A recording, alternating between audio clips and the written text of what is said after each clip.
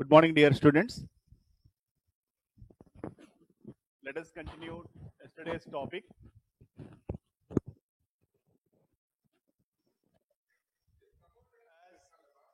some of the students are asking about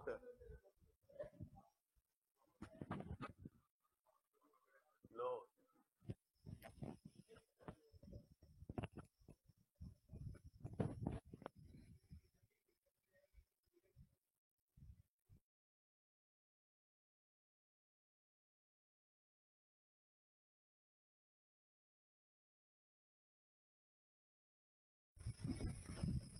Good morning, dear students. Yesterday we are seeing about calcination and roasting. As few students had asked for a repetition of the topic, so today I am starting with calcination.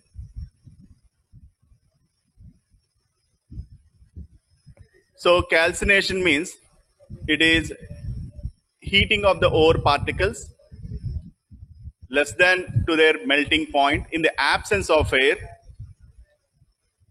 is called as calcination. Generally, this is employed for carbonate ores. Carbonate ores are converted into their oxides. So this is done in a reverberatory furnace. This is done in reverberatory furnace where the charge is the ore here.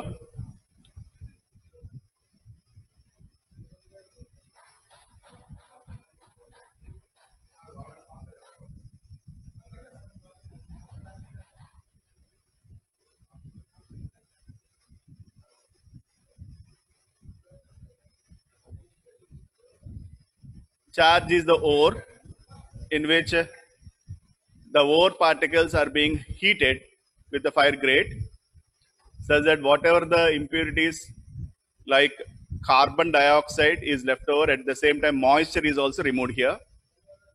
For the oxide, for the ore of aluminum, that is bauxite, that is Al2O3 2H2O, when it is undergoing calcination, the moisture present in it will be removed. The second example is of limonite, that is 2Fe2O3 3H2O. When it is subjected to calcination, you can see that water molecules are removed, moisture is removed. Calamine, which is a carbonate ore, when it is subjected to calcination, carbon dioxide is removed. Limestone, that is CaCO3, when it is undergoing calcination, you can see that carbon dioxide is removed and leaving out calcium oxide. The same way, malachite, here water as well as carbon dioxide, both the compounds are removed in the form of gas or vapors, leaving out cuprous oxide.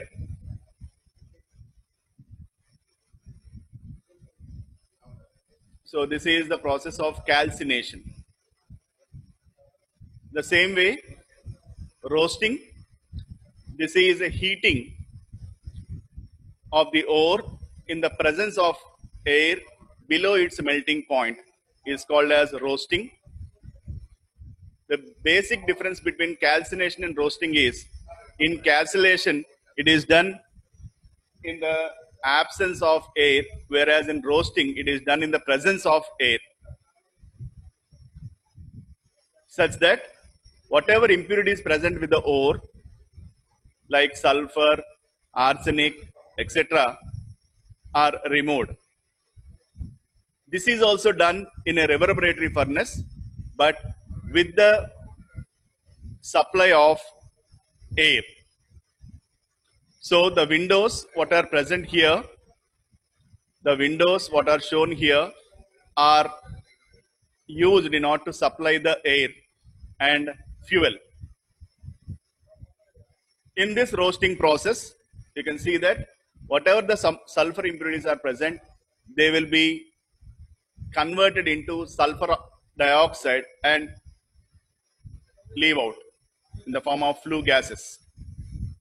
Arsenic impurities present will be converted into arsenic oxide and they will be removed.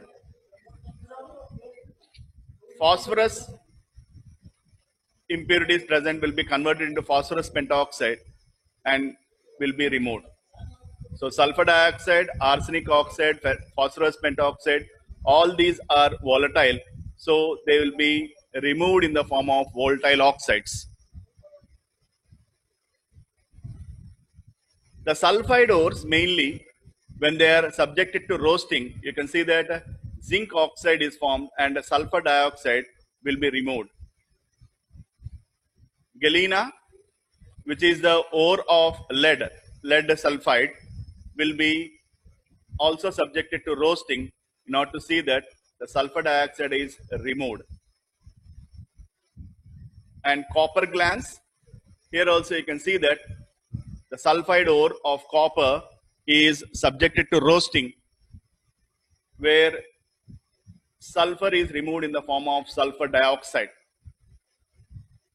So here, since the gases like sulfur dioxide, arsenic oxide, phosphorus pentoxide are volatile and they are poisonous, so that is why in roasting process generally we can see that the toxic ores are removed.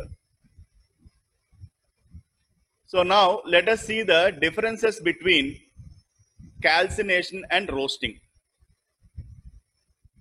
So here I had given you 4 points in the differences of calcination and roasting. As a first point, I had given you the definitions of calcination and roasting. So as calcination is a process in which an ore is heated in the absence of air or limited supply of air, whereas roasting involves in the heating of the higher of the ore more than its less than its melting point in the presence of air or oxygen. Calcination involves the thermal decomposition of carbonate ores. So carbonate ores will be in which carbon dioxide is removed, leaving out the oxide of the substance. Whereas in roasting, sulfide ores will be heated in the presence of oxygen to see that we are getting the oxide of the metal. In calcination, carbon dioxide is the major product, whereas in roasting, the toxic metallic oxides like sulfur dioxide, phosphorus pentoxide, arsenic oxides, which are acidic, will be removed. And mainly sulfur dioxide is also one of the major product in roasting process. So these are the differences between calcination and roasting.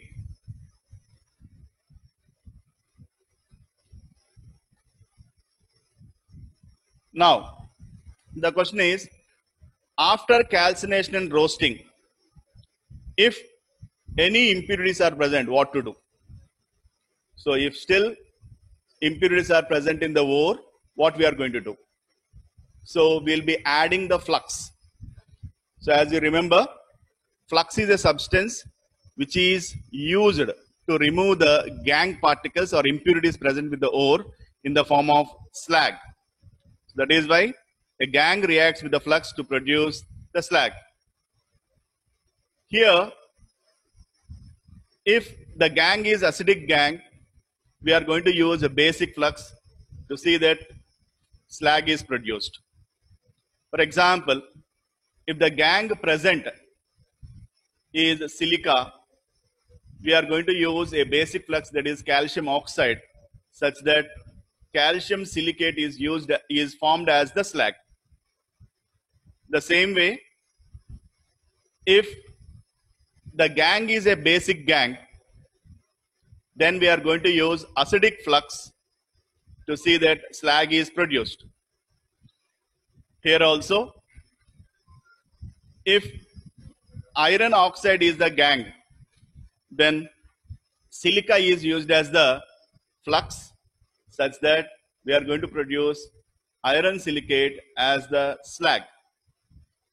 So in this way, if still impurities are present, then by using the flux, we are going to remove the impurities in the form of slag.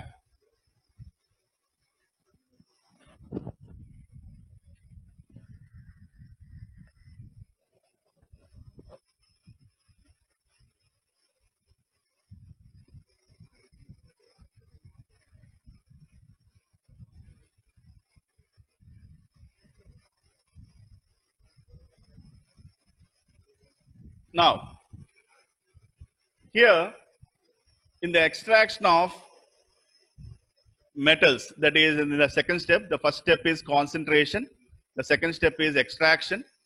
In this, as we said earlier, we are going to have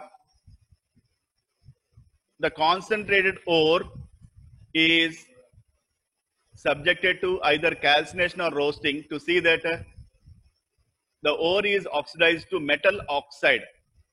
A metal oxide is produced here. This metal oxide is now subjected to reduction.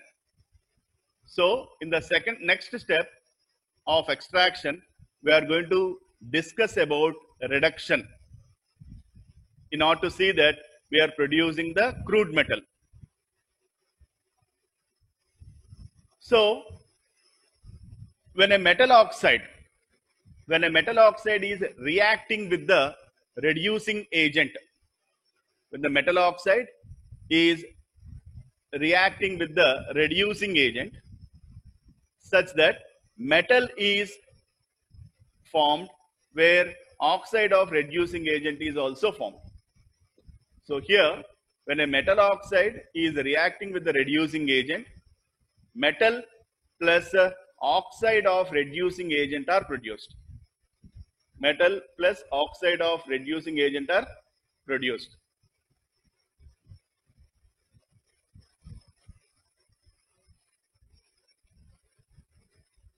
So let us see the thermodynamical approach towards the selection of the suitable reducing agent.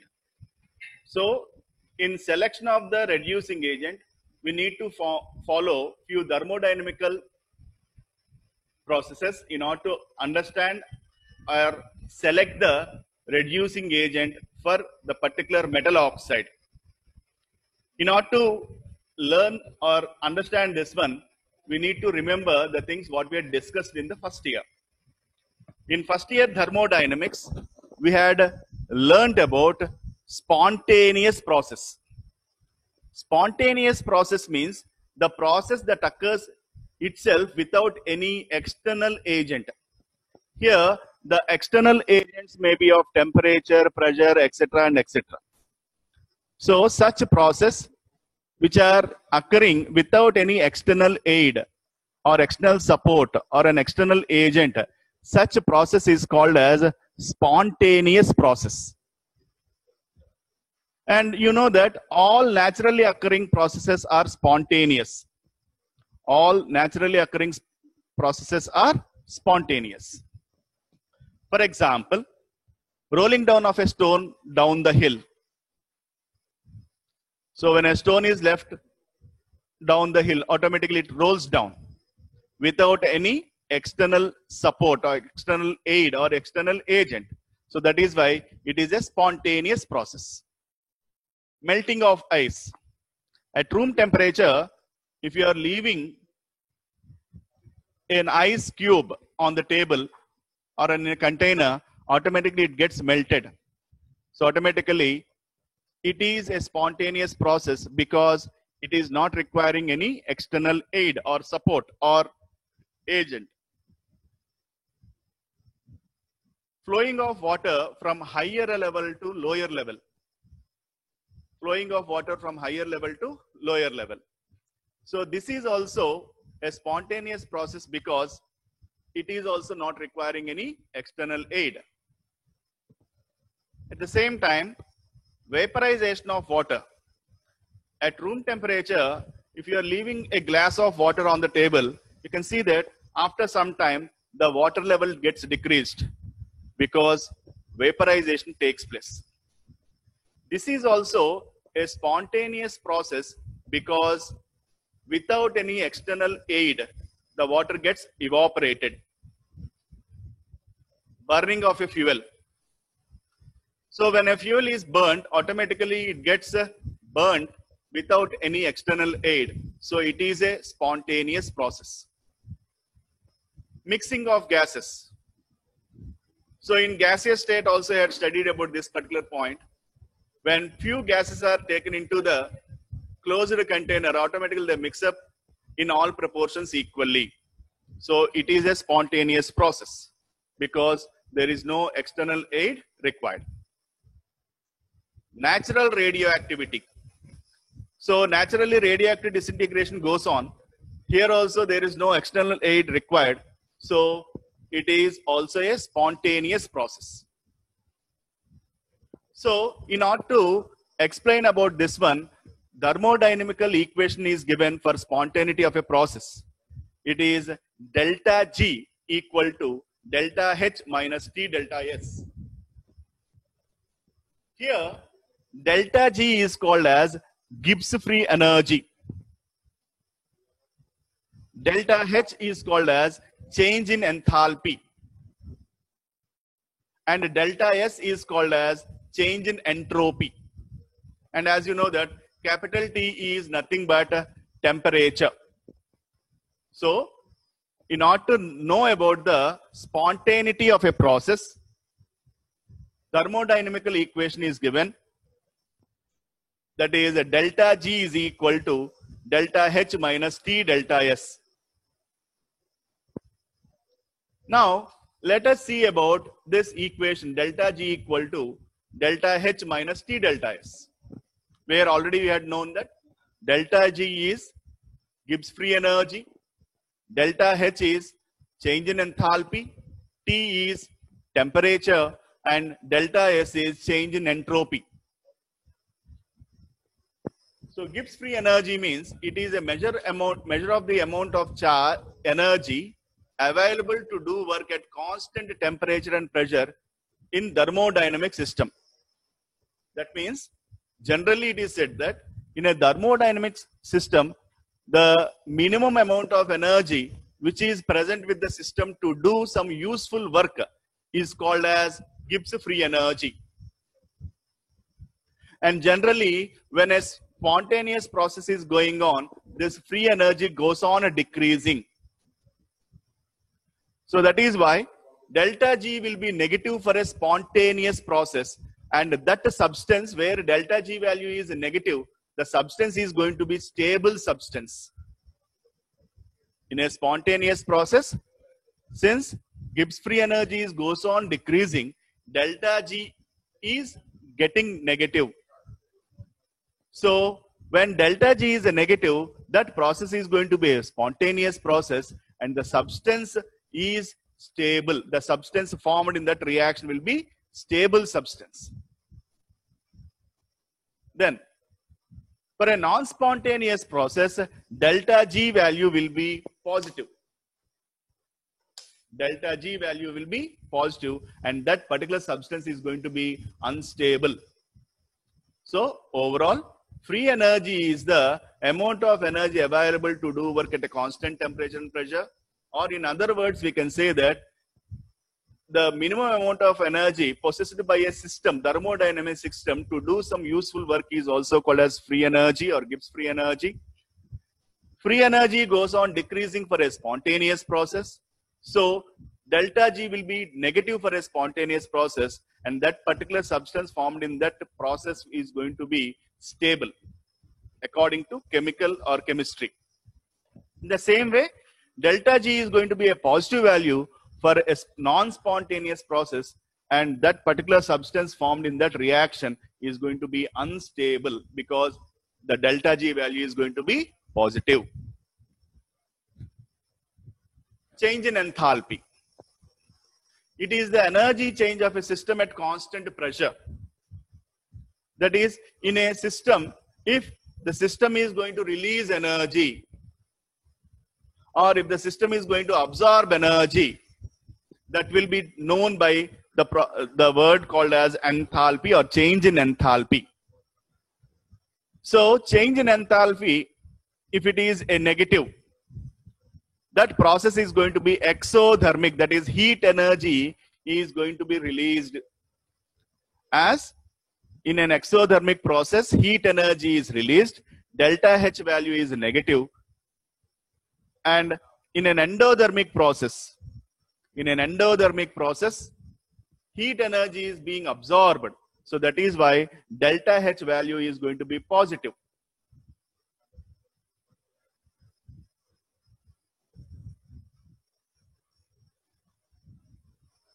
And now let us see another important term, that is entropy. Entropy is called as a degree of randomness or disorderness. Degree of randomness or disorderness is called as entropy. For example, when a solid substance is converted into liquid, we are calling it as vaporization. In vaporization, disorderness gets increased. So that is why entropy gets increased. In the same way, when a liquid is converted into gas also, randomness gets increased. So that is why entropy gets increased.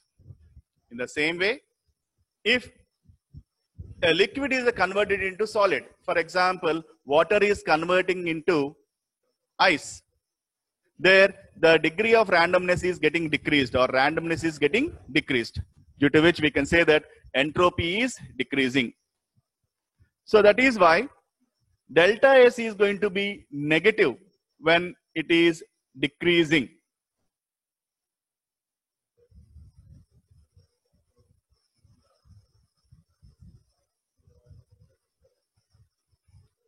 Delta S is going to be negative when it is decreasing. When a gas is converted into liquid, when a liquid is converted into solid, delta S is negative. If delta S is positive, randomness gets increased. For example, when a solid is converted into liquid, when a liquid is converted to gas, you can see this, that is randomness gets increased. So that due to which delta S is positive. So in order to know the value of delta S, whether it is positive, negative or zero, we are having a formula, entropy of products minus entropy of reactants.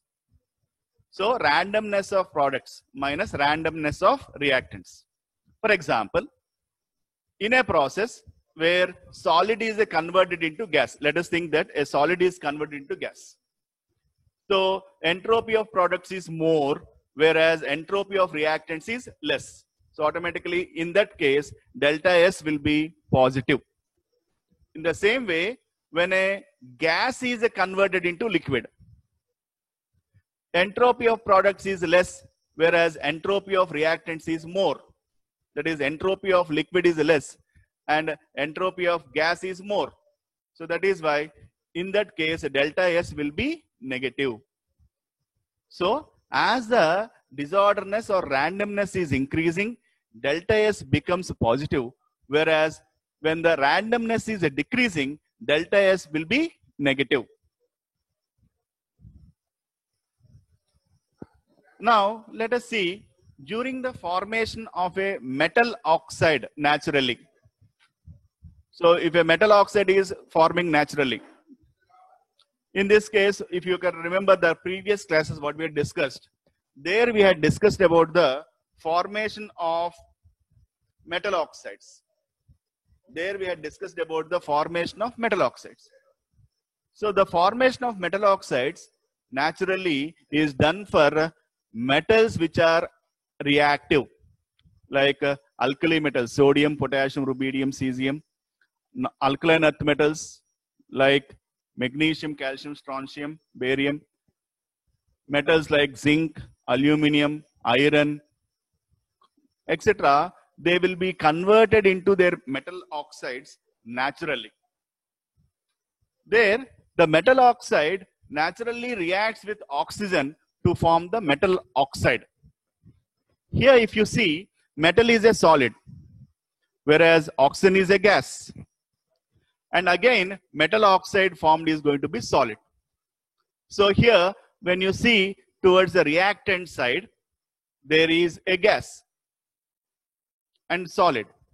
So when there is a gas and solid, preferably we are going to take about the gas, because we are speaking about the randomness of the equation, of the reaction. So now here in this equation you can see oxygen is a gas, whereas the products you can see that metal oxide formed is a solid. That means randomness is decreased. So randomness is getting decreased. And always when any substance is burnt in the presence of oxygen, that particular process is exothermic.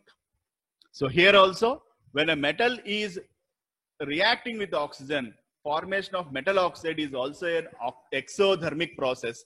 So delta H is negative. Delta H is going to be negative. But here, since oxygen is a gas, and metal oxide is a solid, the entropy is getting decreased.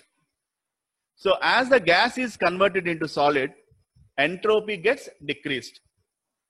As the entropy is getting decreased, delta S is also negative here. In this particular process, delta S is also negative. Now, when we are applying the same thing to the equation, delta G is equal to delta H minus T delta S. Here, delta H is an exothermic process, so delta H is going to be negative. And since entropy is getting decreased, randomness is getting decreased, delta S is also negative. So substituting that into the equation, delta G is equal to minus delta H minus T minus delta S. So here, if you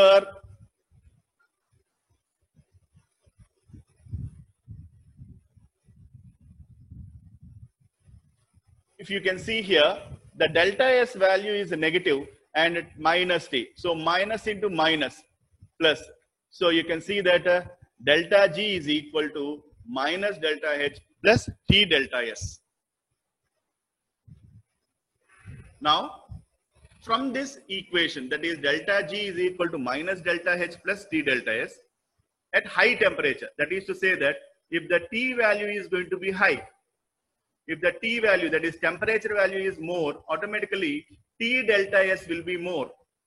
As T delta S is more, automatically what happens, delta G is going to be positive. That is why we are saying that at high temperature, delta G is positive. So already you know that when delta G is positive, that process is going to be non-spontaneous process. So that is why at high temperature, metal oxide is unstable. That means to say that as the temperature, so now at the low temperature, you can see that delta G is negative because T delta S also be small value, delta G will be negative. That means that process is spontaneous and metal oxide is stable. That means to say that at low temperature, metal oxide is stable. As the temperature increases, metal oxide is going to be unstable because as the temperature increases, delta G value increases, which is becoming positive from negative. As the delta G value becomes positive, that particular substance, that is metal oxide, is going to be unstable.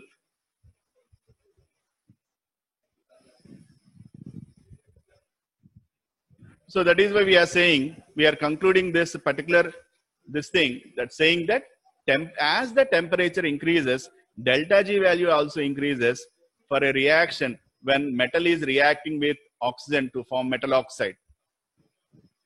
And as the temperature increases, delta G value increases, that is from a negative value to positive value. It is increasing from negative value to positive value. If I am plotting a graph for the same equation, if I am plotting a graph between free energy, Gibbs free energy, and temperature for the same equation.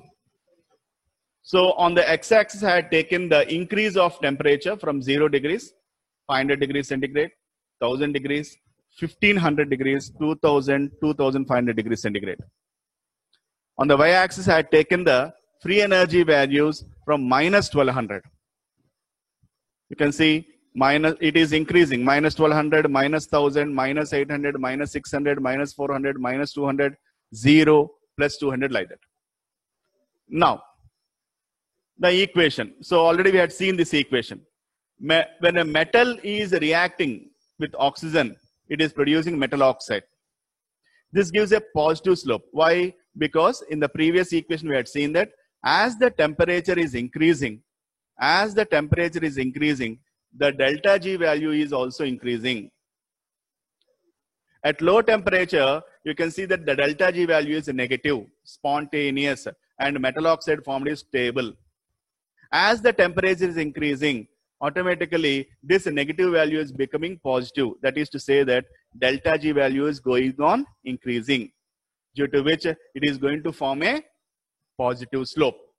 You can see the graph showing that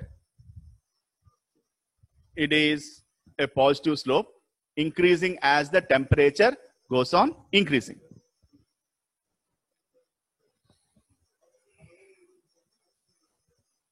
So, for the formation of a metal oxide, the things what we had discussed here, that is delta G value will be negative at low temperatures and delta G value will be positive at high temperatures. At low temperature, formation of metal oxide is a spontaneous process and the metal oxide formed will be stable. But as the temperature is increasing, the delta G value is increasing, it is becoming positive value such that stability of the metal oxide is getting decreased. In the same way, let us see another equation, that is formation of carbon monoxide from carbon.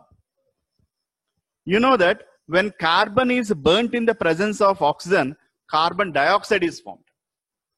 But if you are burning the same carbon in limited supply of oxygen or less amount of oxygen, automatically you can see that a carbon monoxide is formed. Carbon monoxide is formed. If you see this equation, carbon, which is a solid, is reacting with oxygen, which is a gas, to produce carbon monoxide, which is a gas. Here, 2 moles of solid, 1 mole of solid carbon, 1 mole of gaseous oxygen is producing 2 moles of gaseous carbon monoxide. So here, burning of carbon in oxygen is always an exothermic process. So this is going to be exothermic. So delta H is negative. When carbon is burnt in the presence of oxygen,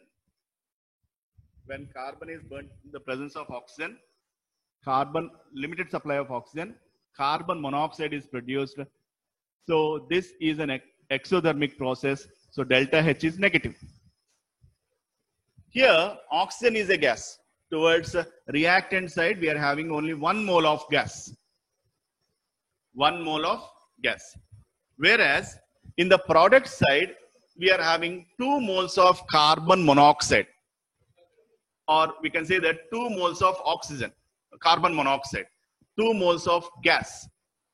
So in the reactant side, we are having 1 mole of gas, and in the product side, we are having 2 moles of a gas. So if you see, delta S is equal to S of products minus S of reactant, that is entropy of products minus entropy of reactants. Then delta S is equal to 2 minus 1.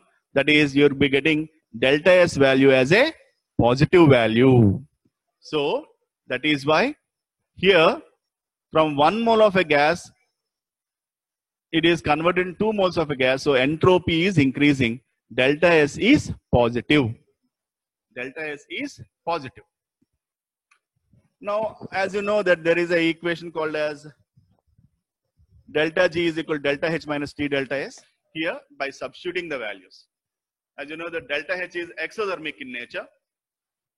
And here, delta S is found to be positive because 1 mole of a gas is converted into 2 moles of a gas. Substituting those values, delta G is equal to minus delta H minus T into plus delta S. So here, plus delta S minus T. You will be getting minus delta H minus T delta S. So from this equation, you can clearly see that delta G value is going to be always negative. Delta G value is always negative because delta H is a negative value. T delta S is also negative, minus delta H minus T delta S. Due to which delta G is always negative. Now, as the temperature increases, that is T value gets increased, as the T value gets increased, the delta G value becomes more and more negative. As the T value increases, negative value increases. As both the things are negative here, automatically what happens? Delta G value also goes on more and more negative. That is, as the temperature increases, delta G value decreases. Here, for this equation, when carbon monoxide, that is, combustion of carbon in limited supply of oxygen, in this equation, the delta G value is given as a minus 137 kilojoules per mole. It is given as minus 137 kilojoules per mole. The delta G value of carbon monoxide formed from carbon when carbon is burnt in the presence of limited supply of oxygen. The delta G value is given as a minus 137 kilojoules per mole. Now, let us see the graphical representation of this one. This is a graph where the equation is 2C plus O2 gives rise to 2CO. Here, this is going to show the negative slope because as the temperature increases, delta G value is becoming more and more negative. As the delta G value is becoming more and more negative, automatically it is going to show negative slope where the graph will be like this. You can see at minus 137 kilojoules per mole, at minus 137 kilojoules per mole, free energy, as the temperature is increasing, it is becoming more and more negative. And you can see that it is showing the negative slope. So, for the formation of carbon monoxide from carbon, with a limited supply of oxygen, the equation says that the entropy is getting increased, due to which delta S value is positive. When the things are substituted into the equation, delta G is equal to delta H minus T delta S. Delta H is negative, delta S is positive, automatically delta G is negative. And always the delta G value is getting negative, due to which as the temperature increases, delta G value decreases and it is shown as a negative slope. Now, the third equation. When carbon is burnt in the presence of excess supply of oxygen, carbon dioxide is produced. You can see the equation. Solid carbon, when it is burnt in the presence of excess of oxygen, carbon dioxide gas is produced. Here in this equation, you can see in the reactant side we are having only 1 mole of gas, and in the product side also we are having 1 mole of a gas. As you know that burning in the presence of oxygen is an exothermic process where delta H is going to be negative. Delta H is going to be negative. Now, in the reactant side we are having 1 mole of gas, and in the product side also we are having 1 mole of gas. Reactant side we are having 1 mole of a gas, and in the product side also we are having 1 mole of a gas. That means change in entropy equal to entropy of products minus entropy of reactants. Entropy of products is 1 mole. Entropy of products is also 1 mole. So 1 minus 1, delta S value is going to be 0. Delta S value is going to be 0. Now, as you know that delta G is equal to delta H minus T delta S, by substituting the value of delta H and delta S, you can see that delta H is a negative, so minus delta H minus T into 0, because delta S is going to be 0 here, such that delta G is going to be minus delta H. Delta G is going to be minus delta H. So there is no effect of temp. So since in the equation there is no temperature, so delta G is always negative and it is equal to minus delta H. Always it is equal to minus delta H. and it is not having the effect of temperature over it, because as the temperature increases, delta G does not change, increases or decreases, there is no change in the delta G value. So that is to say that delta G value of formation of carbon dioxide from carbon and oxygen is independent of temperature. Whether it is low temperature, whether it is high temperature, delta G is going to be minus delta H only. It is going to be always a spontaneous process because delta G is a negative value. At all temperatures, this is going to be same. That is to say that this equation, this formation of carbon dioxide from carbon is independent of temperature. And as you know, here combustion of carbon, the delta G value of combustion of carbon to form carbon dioxide is minus 394 kilojoules per mole. Minus 394 kilojoules per mole. Let us see the graphical representation here. So the graph is showing free energy on y-axis and increase of temperature on x-axis. Now, when carbon is burnt in the presence of oxygen, carbon dioxide is formed. And here, since delta S value is going to be 0, as the delta S value is 0, delta G will be equal to delta H, where delta H is minus 393 or minus 394 kilojoules per mole. Since delta G is equal to minus 394 kilojoules per mole, and it is independent of temperature, this is going to be a parallel line to temperature.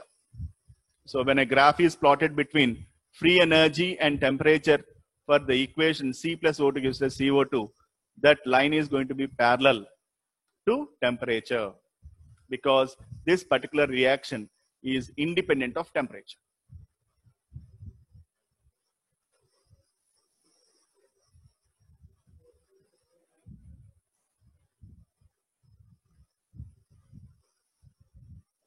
Now, let us see how we are going to understand these three equations. Three equations we had seen. That is, metal reacting with oxygen to produce metal oxide. Formation of metal oxide, what we can say. Formation of carbon monoxide from carbon and oxygen. Formation of carbon dioxide from carbon and oxygen.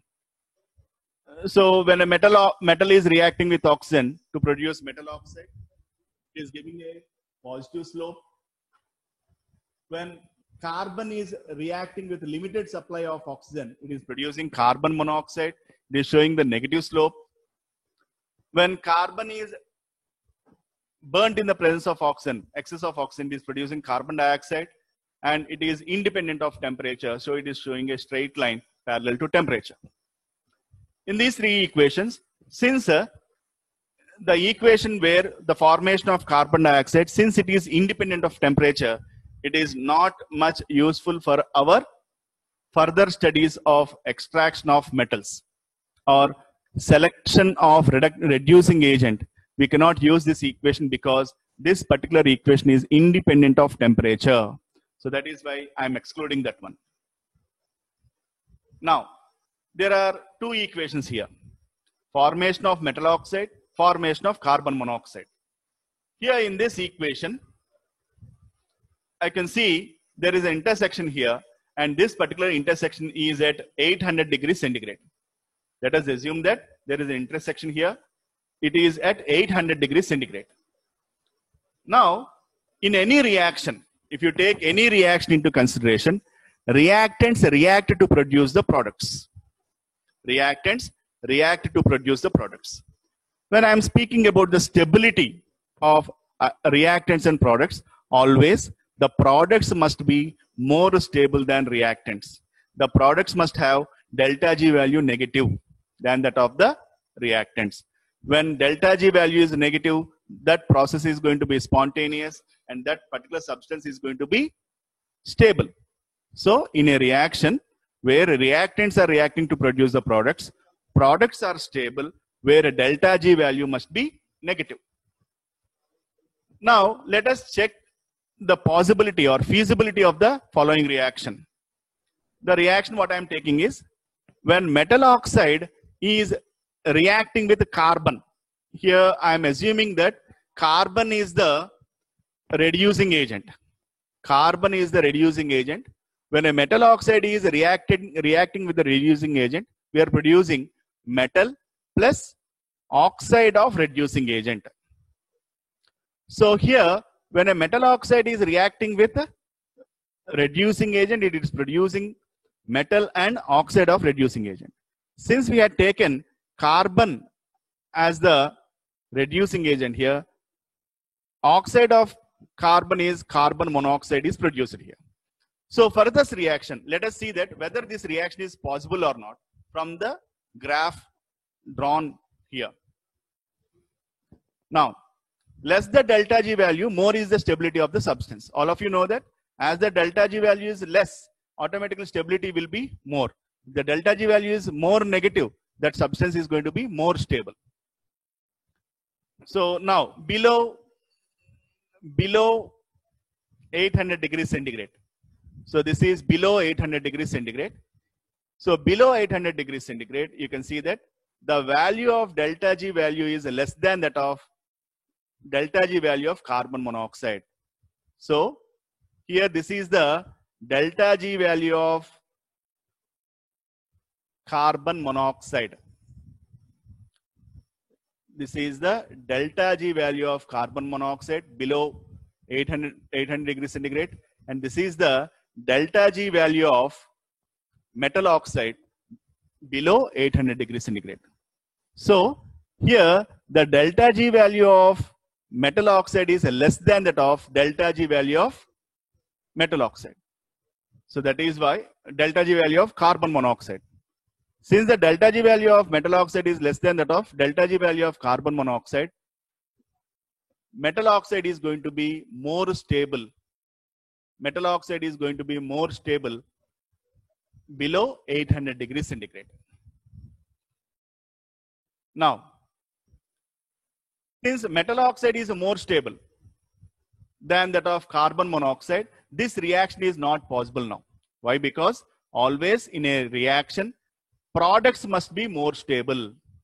But here, the reactant side, metal oxide is more stable. That is why this reaction is not possible. That is why it is not feasible, we can say. But if you see above 800 degrees centigrade, when you see above 800 degrees centigrade, you can see that carbon monoxide is having less delta G value. Above 800 degrees centigrade, you can see that carbon monoxide is having less delta G value, whereas metal oxide is having more delta G value. Metal oxide is having more delta G value for delta G value, whereas carbon monoxide is having less delta G value. That is to say that at high temperature, carbon monoxide is more stable than that of metal oxide.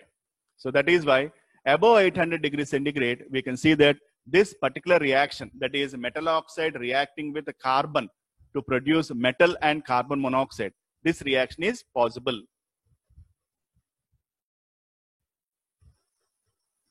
So all these things, such things are being explained by a concept called as Illingham diagrams.